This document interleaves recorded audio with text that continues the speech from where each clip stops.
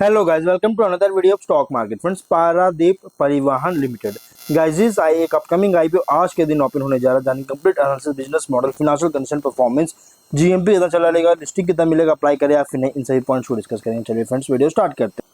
तो guys IPO जो 17 मार्च आज के दिन ओपन हो रहा है और 19 मार्च क्लोज किया जाएगा। 3 डे आईपीओ है।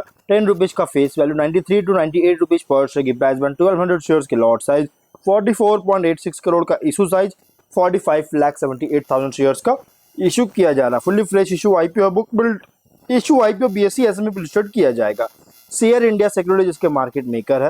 अलॉटमेंट डेट फाइनलाइज किया गया 20 मार्च का। 21 मार्च को रिफंड रिलीज किया जाएगा। 24 मार्च को शेयर लिस्टिंग डेट रखेगा। 21 मार्च को शेयर्स डिमैट अकाउंट में क्रेडिट होगा। ऑफर दिया गया, देखिए अब इसमें बहुत लंबे टाइम के बाद जो सो क्यूआईबी ऑफर दिया गया किसी आईपीओ में, जो कि 50% का क्यूआईबी ऑफर है, जिसमें से एंकर इन्वेस्टर इंक्लूड है। रिटेल में 35%, एचएनआई में 15% का जो सो ऑफर दिया गया है। रिटेल ओनली 1 लॉट अप्लाई कर सकते हैं, 1200 शेयर्स मिलेंगे। एचएनआई मिनिमम 2 लॉट अप्लाई कर सकते हैं, 2400 शेयर्स मिलेंगे। ऑफर यहाँ पे एंकर इन्वेस्टर्स 11.7 करोड़ का फंड रेज किया है, जो मैंने बताया। प्रोमोटर है कंपनी के, अगर हम बात करें तो mister Khalid Khan, miss Fauzia Khan, mister Pravat Kumar Nandi, miss Parbati Priya Nandi इसके प्रोमोटर है। प्री इशू होल्डिंग 92.6% का देखने को मिल रही है। बिजनेस की बात करें तो 2000 में ये फाउंड किया गया था, जो कि पोर्ट सर्विस प्रोवाइडर है और स्पेशलाइज है logistics, ship husbandry, stevedoring, इन सभी में स्पेशलाइज है कंपनी। मतलब समझिए कि लॉजिस्टिक्स डिपार्टमेंट कंपनी काम करता है, लॉजिस्टिक्स सेक्टर में कंपनी काम करती है।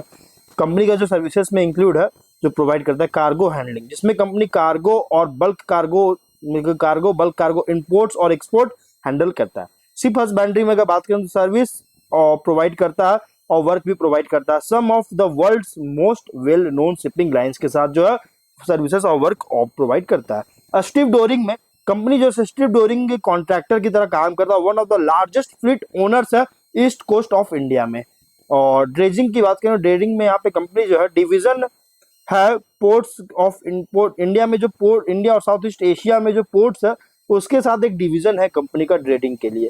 कस्टम हाउस क्लियरेंस, जिसमें कंपनी कस्टम हाउस क्लियरेंस और फॉरवर्डिंग एजेंसी सर्विसेज प्रोवाइड करती है। ट्रांसपोर्टेशन में कंपनी जो है सो माइन से लेकर पोर्ट्स और इंट्रा पोर्ट ट्रांसपोर्टेशन का जो है सो के लिए ट्रांसपोर्टेशन जो है सो प्रोवाइड करती है। कंपनी जो है मल्टीपल लोकेशन, जिसमें इंक्लूड है गोपालपुर, पारादीप, हल्दिया, विशाखापट्टनम, जयपुर, जोड़ा एंड बरबील, चंडीखोल, कटक, तालचेर जैसी अलग अलग मल्टीपल लोकेशंस में ऑपरेट कर रहा है, जिससे अलग अलग सेक्टर, डाइवर्स सेक्टर्स को कैटर कर रहा है, जैसे cargo, shipping, cement, steel, railway, sidings को जैसी कंपनीज के लिए, सेक्टर के लिए। और स्पेशलाइज है bulk cargo transportation, logistics, man power, supply services को हैंडल करने में।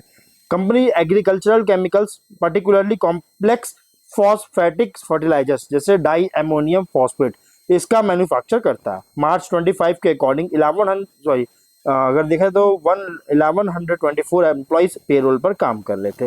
स्ट्रेंथ की बात करें, एक्सपीरियंस एंड एक्सपर्टाइज है, जो कि ओवर 2 डिकेड्स है इसके इंडस्ट्री में मतलब काम करते हुए हो रहा है मैनेजमेंट को, जिससे डीप नॉलेज जो है पोर्ट ऑपरेशंस का और कार्गो हैंडलिंग का देखने को मिलता है।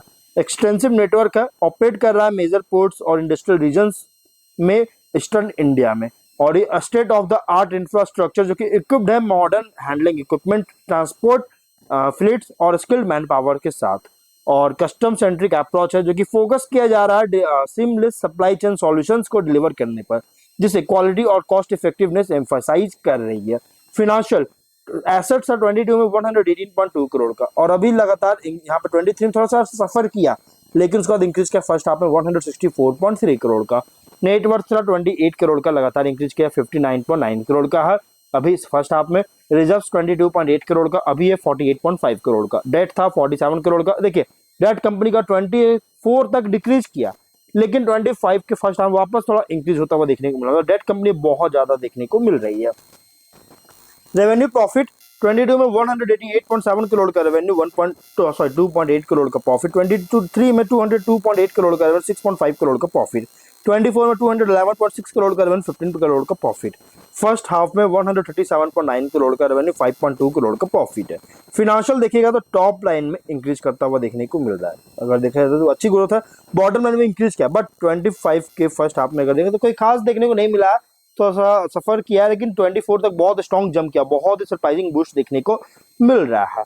और अगर हम बात करेंगे ROE तो 33.6%, ROC 26.6%, डेट टू 0.8 टाइम का, RONW 33.7%, 6% का, PAT margin 7.1%, price to book 2.03 times का, पी रेशियो 7.4 टाइम्स का है। और पी रेशियो प्री IPO यहाँ पे देखें तो रेशियोज में अगर अच्छी मेंटेन किया, अच्छा खासा देखने को मिला, कोई खास कॉस्टली देखने को नहीं मिल रहा।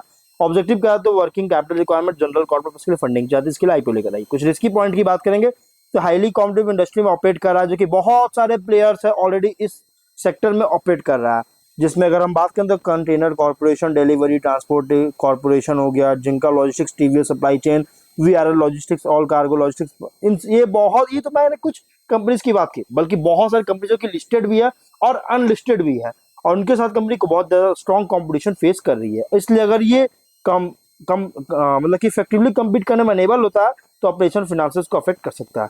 Plus negative cash flow operating activities से देखने को मिला इस फर्स्ट हाफ में 2.5 करोड़ का, और इसलिए गाइस अगर ये sufficient cash flow from operations future में जनरेट करने में इनएबिलिटी होता है तो इसकी वजह से एडवर्सली अफेक्ट कर सकता है business financial condition, result of operations को। और इसके अलावा कंपनी जो है नेगेटिव कैश फ्लो भी देखने को मिला है ऑपरेटिंग एक्टिविटीज से, जो कि 22 में 8.4 करोड़, 23 में 2.5 करोड़, 24 में 12.4 करोड़ का, इसके कारण भी जो कोई भी prolong significant negative cash flow देखने को मिलता है फ्यूचर में तो फिनेंशियल अंडरस्टैंडिंग और बिजनेस स्टेबिलिटी को भी अफेक्ट कर सकती है। कंपनी का जो है हिस्ट्री ऑफ ट्रांजैक्शन जो है रिलेटेड पार्टीज के साथ हुआ था, जिसमें इंक्लूड था पेमेंट मतलब कि करना पड़ा था रेंट, सैलरीज, ट्रांसपोर्टेशन और लोन्स के लिए, जबकि कॉम्प्लिएंट जो है रेगुलेशंस के साथ जब हुआ है तब से ये कंपनी जो मोस्ट फेवरेबल टर्म्स पर हमेशा जो है डीलिंग नहीं कर पाता, जिसके कारण रिलेटेड पार्टी ट्रांजेक्शन फ्यूचर में अगर होता है तो ट्रांसपेरेंसी जो है उसको लेकर कंसर्न रेज कर सकता है, पोटेंशियली कॉन्फ्लिक्ट हो सकता है इंटरेस्ट को लेकर।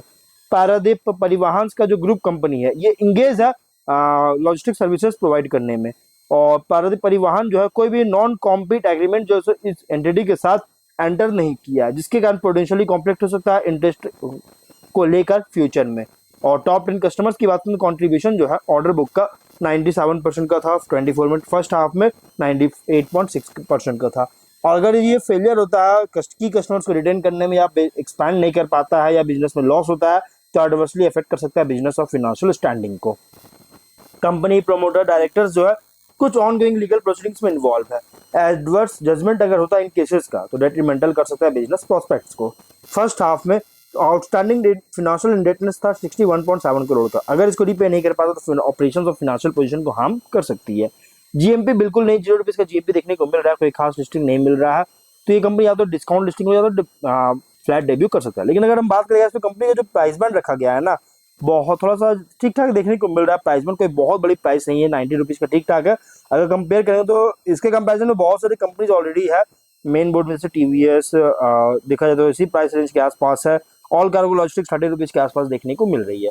ओवरऑल कंपनी जो है ना ये अगर हम बात करेंगे तो कंपनी नए स्ट्रैटेजी जो है सो इम्प्लीमेंट कर रहा है सर्विसेज को रेंडर करने के लिए स्पेशलाइज्ड और हाई मार्जिन कॉन्ट्रैक्ट्स के लिए, जो कि कॉस्ट मैनेजमेंट के टेक्निक्स के थ्रू, और ये चेंज जो हो रहा है सॉल्यूशंस में जिसके कारण डिजायर्ड बेनिफिट्स जो है यील्ड कर रहा है और हायर मार्जिन के साथ, जो कि 23 के वर्किंग में 23 से वर्किंग में जो है सो रिफ्लेक्ट किया।